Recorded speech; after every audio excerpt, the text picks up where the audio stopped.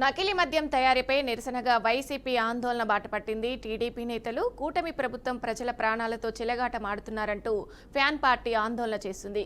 కూటమి ప్రభుత్వ మద్యం విధానాలకు వ్యతిరేకంగా వైఎస్ఆర్సీపీ రణబేరి మోగించింది. పార్టీ అధ్యక్షుడు మాజీ సీఎం వైఎస్ జగన్ ఆదేశాల మేరకు ఉద్యమ కార్యాచరణ చేపట్టింది. అందులో భాగంగా సోమవారం రాష్ట్ర వ్యాప్తంగా అన్ని నియోజకవర్గ కేంద్రాల్లో భారీ ఎత్తున నిరసన ర్యాలీలు నిర్వహిస్తుంది. ఎక్సైజ్ శాఖ కార్యాలయాల ఎదుట నిరసన కార్యక్రమాలు, ధర్నాలు చేస్తున్నారు. ప్రొహిబిషన్ అండ్ ఎక్సైజ్ అధికారులకు వైఎస్ఆర్సీపీ నాయకులు డిమాండ్ పత్రాలు సమర్పిస్తున్నారు.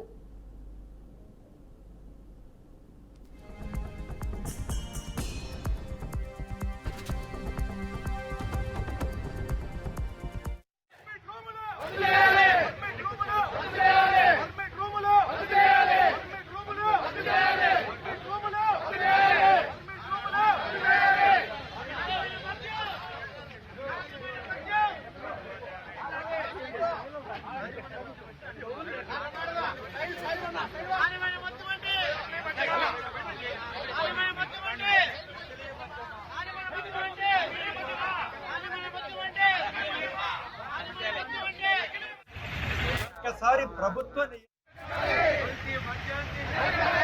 వాళ్ళ పార్టీ నాయకులు అమ్ముకుంటే ఎలాంటి అనర్థాలు జరుగుతున్నాయో మనందరికీ తెలుసు. దాని పర్యవసానంలో ముఖ్యంగా జరుగుతున్నది వేలాది బెల్ట్ షాపులు ఈనాడు ప్రతి నియోజకవర్గంలో వెలిసినటువంటి విషయం. దరిదాపు ఒక్కొక్క నియోజకవర్గానికి 1000 బెల్ట్ షాపులు వచ్చినాయి. యావరేజీ 175 నియోజకవర్గాలకు గాను 1,75,000 బెల్ట్ షాపులు ఈనాడు మరి వ్యాప్తిలో ఉన్నాయి. దీంట్లో ఇప్పుడే ముఖ్యంగా మా సీఎం భాషా గారు చెప్తున్నారు, మా పిఎంపి పౌర్మామిల్లా ఈ బెల్ట్ షాపులను మరి సిగ్గు లేకుండా ఆక్షన్ చేస్తున్నారు. ఆక్షన్లో చేసి ఎవడెక్కువ ఇస్తే వాడి దగ్గర మేము బెల్ట్ షాపులు ఇస్తామని.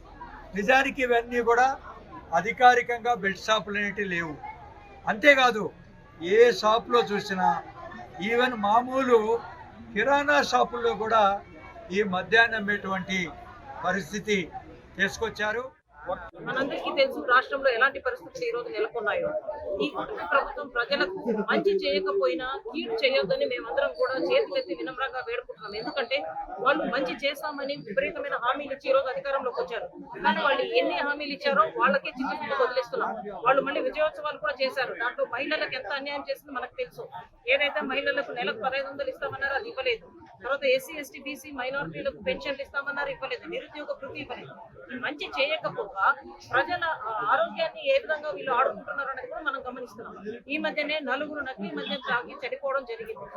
ఎన్నికల ముందు ఏమని వీళ్ళు ఈ రోజు హామీ ఇచ్చారు, మంచి మద్యం సరఫరా చేస్తామని ఇప్పుడు సీఎం గారు చెప్పారు. డిప్యూటీ సీఎం గారు అయితే జగన్మోహన్ రెడ్డి గారిని మద్యపాన ప్రియులు కడుపు కొట్టావు అని ఆ రోజు జగన్మోహన్ రెడ్డి గారిని కామెంట్ చేశారు. మరి ఈ రోజు 4 నకిలీ మద్యం తాగి చనిపోతే వాళ్ళ స్పందన ఏ విధంగా ఉంది? ఆ కుటీర పరిశ్రమలాగా నెలకొల్పి మద్యాన్ని తయారు చేసి మార్కెట్ లోకి రిలీజ్ చేసి ఎవ్రీ 3 or 4 బాటిల్స్ లో ఒక నకిలీ మద్యం కలిసిపోయి ఈ రోజు వాళ్ళకు ఆదాయం తెచ్చిపెడతా ఉంటే ఏ విధంగానూ దాని మీద కార్యాచరణ లేదు. దానికి తోడు పైగా వాళ్ళు ఏమంటున్నారు, ఆ దొరికిన వాళ్ళంతా వైసీపీ కోవట్లు అంటున్నారు.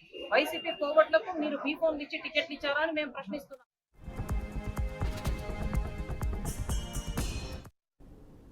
నకిలీ మద్యం తయారీపై నిరసనగా వైసీపీ ఆందోళన బాటపట్టింది. టీడీపీ నేతలు కూటమి ప్రభుత్వం ప్రజల ప్రాణాలతో చెలగాటమాడుతున్నారంటూ ఫ్యాన్ పార్టీ ఆందోళన చేస్తుంది.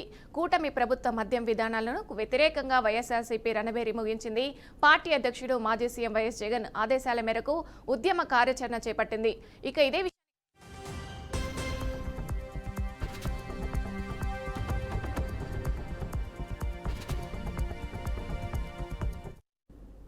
ఇక ఇదే అంశానికి సంబంధించి పూర్తి సమాచారం ఐఏపీ బ్యూరో చీఫ్ ఈశ్వర్ అందిస్తారు. ఈశ్వర్, చెప్పండి, ఈ అంశానికి సంబంధించి మీ దగ్గర అప్డేట్స్ ఏంటి?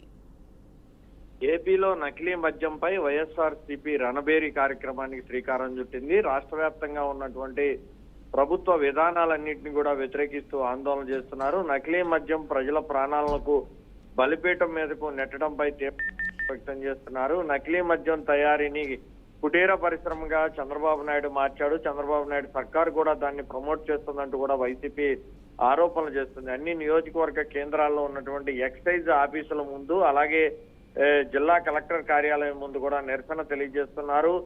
రాష్ట్ర వ్యాప్తంగా ఉన్నటువంటి అన్ని జిల్లాల్లో కూడా వైఎస్ఆర్ కాంగ్రెస్ పార్టీ పిలుపునిచ్చింది. రణబేరి విజయవంతం చేయాలి, ముఖ్యంగా ప్రజల ప్రాణాలతో చెలగాటమాడుతూ నకిలీ మద్యాన్ని కుటీర పరిశ్రమగా చేస్తున్నారు కాబట్టి దాన్ని ఎండగట్టాలని పార్టీ పిలుపునిచ్చింది వైఎస్ఆర్ కాంగ్రెస్ పార్టీ. అందులో భాగంగా రాష్ట్రంలో ఉన్నటువంటి అన్ని ఎక్సైజ్ శాఖ ఆఫీసుల దగ్గర మరోవైపు జిల్లా కలెక్టర్ కార్యాలయం ముందు కూడా కొన్ని చోట్ల ఆందోళన చేస్తున్నారు.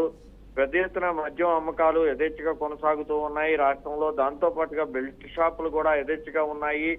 ఇదంతా ఒక ఎత్తు అయితే, మరో పక్క రీసెంట్ గా బయటపడ్డ ఏదైతే అన్నమయ్య జిల్లా నుంచి ఇటు గుంటూరు జిల్లా వరకు కూడా బయటపడ్డ నకిలీ మద్యం కేసు ఏదైతే ఉందో దానికి సంబంధించి పెద్ద ఎత్తున వైఎస్ఆర్ కాంగ్రెస్ పార్టీ నేతలైతే తీవ్ర ఆగ్రహం వ్యక్తం చేస్తున్న పరిస్థితి ఉంది.